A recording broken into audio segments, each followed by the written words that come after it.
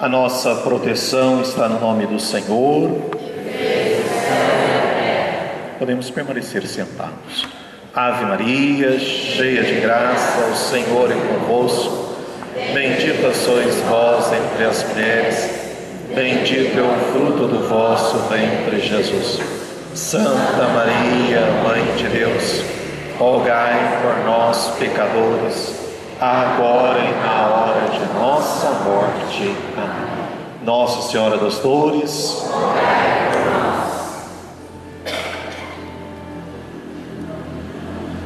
mulher, por que choras? Os israelitas, quando voltaram para a pátria, depois do desterro em Babilônia, onde ficaram por um bom tempo, por muito tempo, nós vamos ver que o povo de Israel, o povo de Deus, ao retornar para a pátria, tem à frente dois sacerdotes que vão não só conduzir o povo, orientar a vida do povo, mas ajudar também o povo a se refazer, o povo reconstruir a sua vida. Quando nós olhamos para esta volta do povo do cativeiro, nós vamos perceber que o povo de Deus tantas vezes tinha sido infiel e tantas vezes tinha sido perdoado pelo próprio Deus. E é por isso que estes dois grandes homens vão, orientados pela palavra, fazer com que eles, as pessoas, os israelitas, venham se refazer novamente na terra. Se no desterro estavam longe da lei, se no desterro não tinham mais o templo como referência para a fé, agora, retornando para a casa, nós vamos perceber que os livros sagrados vêm dar esse destaque. A pessoa de Neemias e Esdras. Neemias e Esdras eram sacerdotes, servidores santos de Deus. E são eles que vão, nesse período de readaptação, ajudar o povo a se reconstruir, a reconstruir Jerusalém e a reconstruir a identidade do povo como povo de Deus, povo da aliança, povo firmado na lei do Senhor Deus. E quando nós olhamos para a missão assumida por Neemias e Esdras, vamos perceber que esta missão é uma missão árdua, difícil.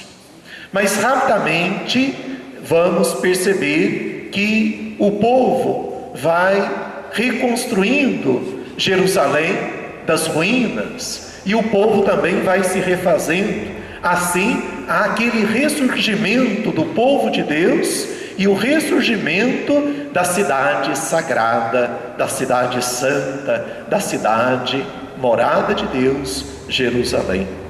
Todos os filhos de Israel, todos queriam colaborar naquela obra, todos conforme a sua condição, conforme o seu entendimento, o seu ofício, todos colaboravam naquela missão, na reconstrução de Jerusalém e na reconstrução do povo. Olhando para Jerusalém, era um canteiro de obras, porque o povo desejava novamente aquela glória, aquele brilho, aquela fidelidade que havia se perdido com o desterro. Aqui nos faz lembrar o empenho também do povo campanhense na reconstrução, na restauração da igreja catedral, onde cada um com o seu empenho, cada um com a sua condição, a sua capacidade, vemos de todas as partes esse desejo, por esta obra, esse desejo de ver acabada aí esta obra. Se aqui nós vemos a catedral, ressurgir após esse tempo fechada, no seu brilho e esplendor. O povo de Israel não tinha essa esperança, porque o povo sabia que aquela reconstrução do templo, ela não seria igual àquele esplendor que havia se perdido com a destruição da cidade santa. Mas nem por isso deixaram de se empenhar naquela reconstrução. Queriam ver o templo erguido, sabiam e não tinham essa esperança que ele teria o mesmo esplendor quando seus pais aí tinham se dedicado na sua construção, mas queriam aquele templo digno de Deus, digno de Israel. E por isso todos se empenharam e se empenhavam na reconstrução do templo. E é justamente neste contexto, nessa situação de canteiro de obras, que vamos ver a figura do profeta Esdras, que um dia, andando, passeando, como que por meio daquelas obras, daqueles trabalhos, daquelas construções, de tudo aquilo que estava sendo realizado, ele se deteve ao ouvir uma lamúria, ao ouvir um choro. O profeta Esdras se deteve como que coagido por uma curiosidade. Tal era aquela lamentação, tal era aquela lamúria, que ele ficou tomado pela curiosidade. E seus ouvidos, diante daquele choro, diante daquela lamentação, fez com que o profeta Esdras saísse à procura para saber a razão de tal pranto. E ao procurar a fonte daquela lamentação, ele, Esdras, se detém diante de uma mulher sentada numa pedra, que chorava, que lamentava, que estava numa profunda agonia. Profunda agonia, grande era o seu sofrimento, grande era a sua dor. Parecia que não havia consolo para aquele pranto, não havia consolo para aquele choro. Fato que aquela situação chamou a atenção de Esdras. E ele então, olhando para aquela pessoa, para aquela mulher sentada na pedra, chorando, lamentando tão profundamente, ele vai se deter diante daquela mulher e lhe perguntar: mulher, por que choras? É a pergunta também que nós, contemplando a figura da Senhora das Dores, olhando para sua face e vendo verter de seus olhos as lágrimas, também vem este questionamento: mulher, por que choras? Aquela mulher diante do profeta, com os olhos cheios de lágrimas, com o pranto saindo de maneira tão triste do seu coração, da sua alma, aquele choro que não só despertava a curiosidade do profeta, mas o comovia, vai então fazer com que compreenda por que ela se encontrava naquela situação. E tal era o seu pranto, que demorou para se recobrar e responder à pergunta daquele homem: mulher, por que choras? Profeta, como queres que não chore? Minha dor é imensa. Sou uma pobre viúva, tinha um filho, um só filho. Criei com grande trabalho, cresceu sadio e robusto. O amava com toda a força, era meu único amor, minha única esperança. E aí aquela mulher começa a contar a sua história, que aquele filho criado com tanto amor havia crescido, que se preparava para suas bodas, e às vésperas do seu casamento foi subitamente tirado deste mundo, morreu. E é justamente por causa desta morte que ela então estava naquele pranto, chorava a morte do seu único filho. O profeta olhou para aquela mulher, vendo o seu pranto, a sua dor, e ele, como que numa atitude de espanto por causa daquele choro pela morte do filho, e com o rosto num tom grave, vai dizer àquela mulher num tom austero.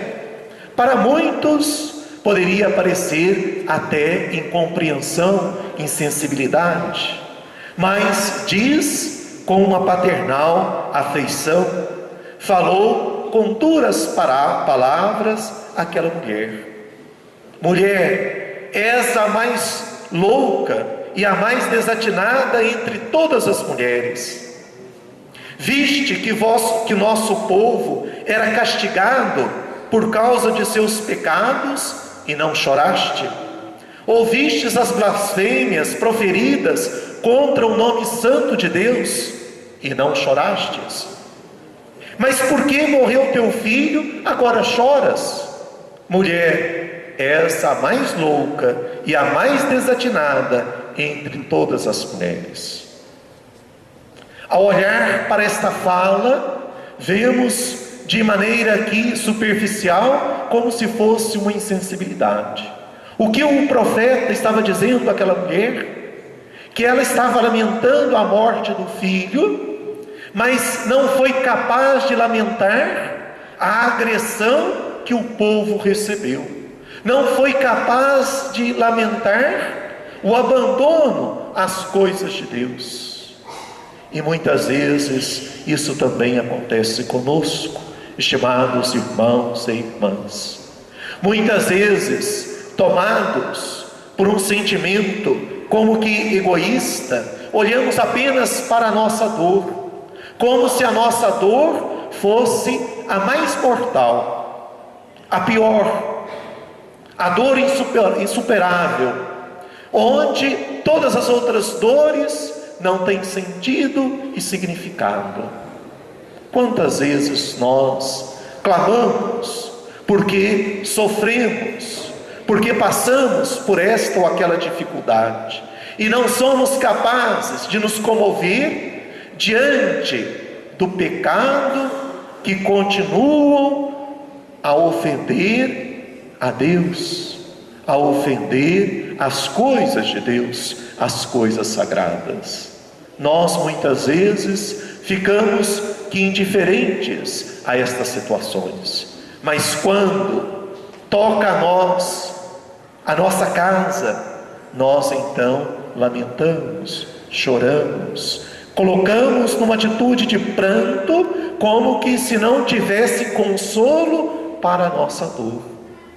Mulher, por que choras? É a pergunta que deve se repetir a cada um de nós. Por que choramos? O que nos leva ao choro, ao pranto, ao lamento?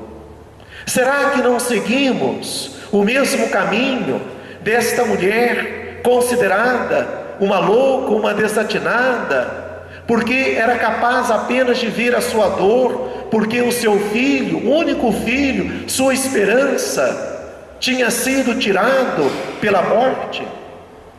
Mas diante de tantas outras situações de pecado, não foi capaz de lamentar, não foi capaz de chorar.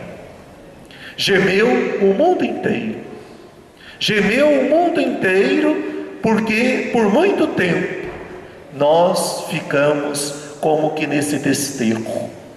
São Paulo vai dizer que a criação geme como que em dores de parto, mostrando justamente que a humanidade deseja algo melhor, deseja e espera a sua salvação, isto é, deseja e espera esse retorno à pátria definitiva. E o mundo gemeu, gemeu sem religião, gemeu sem lei, gemeu sem esperança. E agora nós temos um Salvador. Nós temos um Salvador que paga as nossas culpas com a sua vida, paga as nossas culpas com o seu sangue derramado na cruz, paga a nossa culpa com o seu amor misericordioso e eterno, que procura nos reconciliar com Deus, porque nos procura nos conduzindo aqui para a casa do céu. Se nós olhamos para o nosso Salvador, vamos perceber que quer realmente não só reconstruir o ser humano, reconstruir o povo de Deus, mas quer nos reconstruir nesta comunhão com a vida plena, com a vida eterna, com a vida divina. Assim, nós então vamos perceber que alcançar o céu não é esforço humano. Alcançar o céu não é meta apenas aqui do homem, contando apenas com o seu esforço. Só Deus poderia realizar esta reconciliação. Só Deus poderia reparar essas ofensas realizadas à majestade divina. Só Deus. Deus que assume a nossa humanidade. Este Deus que assumiu a nossa humanidade. E aí podemos dizer: eu vi esmagado no horto pelo sofrimento, pela agonia. Eu vi ser barbaramente açoitado e coroado de espinhos no pretório do governador romano. Eu o vi subir o caminho do Calvário com um pesado madeiro às costas para morrer para a nossa salvação. Eu o vi nesse sofrimento, eu o vi nesta situação. Nós, estimados irmãos e irmãs, que meditamos a prisão do Senhor, que ontem nós meditamos o encontro do Senhor com Maria a caminho do Calvário, podemos dizer: eu o vi. Eu o vi nesse seu sofrimento por amor a nós. Podemos afirmar e com isto dizer com toda a certeza que subiu o Calvário para ser a nossa salvação. Assim também podemos afirmar: ali no Calvário se realiza a restauração do mundo. Ali no Calvário a luz brilha verdadeiramente. Ali no Calvário o sol do amor surge para toda a humanidade. Ali no Calvário, onde todos nós devemos mirar, onde todos nós devemos voltar o nosso coração, voltar a nossa vida. No Calvário nós vamos ver a cruz. No Calvário não vamos apenas ver o madeiro, mas vamos ver suspenso no madeiro o Filho de Deus. Vamos ver suspenso no madeiro o nosso Salvador, o nosso Redentor. E ao pé da cruz vamos ver uma mulher, Maria, a Senhora das Dores. Vamos ver uma mãe. Nós vamos ver esta mulher que procura sempre fazer a vontade do Pai, e ali permanece ao pé da cruz. Se no Calvário contemplamos o Redentor suspenso no madeiro, no Calvário também contemplamos a Mãe das Dores, a Senhora das Dores, a Mãe do Filho de Deus, Maria, a nossa Mãe. E é justamente contemplando esta cena do Calvário que queremos hoje meditar, refazendo como que esta caminhada para refazer a nossa vida, para rever a nossa caminhada de fé, a nossa caminhada cristã.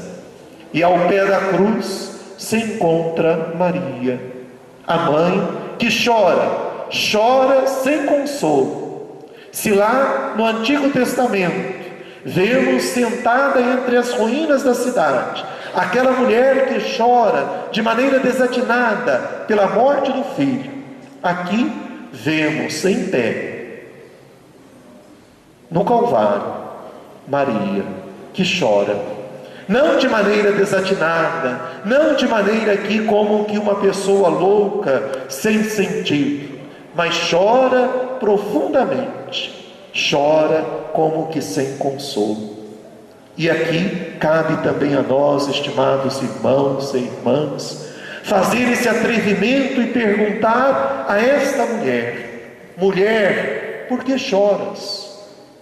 É preciso que nós perguntemos por que Maria chora, por que Maria traz na sua face essas lágrimas, por que Maria está toda consumida pela dor, pelo sofrimento. Cabe a nós esta pergunta: mulher, por que choras? Para que assim não saiamos desta igreja de maneira indiferente a esta dor. Chora porque o seu filho está suspenso na cruz. E nós perguntamos, não no atrevimento indevido, porque nós a amamos. Nós amamos Maria, porque ela é a bendita entre todas as mulheres. Chora, chora sobre os pecados da humanidade. Chora porque os pecados fizeram com que o seu único filho fosse suspenso na cruz. Chora porque a humanidade muitas vezes se mostra ingrata a esse amor. Chora porque a humanidade muitas vezes, como aquela mulher diante do profeta, é apenas aqui tomada pelo egoísmo e não é capaz de olhar para a situação ao seu redor e olha apenas para a sua dor, para o seu interesse, e não é capaz de perceber o quanto e o quão distante muitas vezes se encontra da vontade de Deus, da vontade divina. Maria chora, chora sobre os escândalos do mundo, chora sobre os escândalos da humanidade, chora porque muitas pessoas continuam a viver sem Deus. Suas lágrimas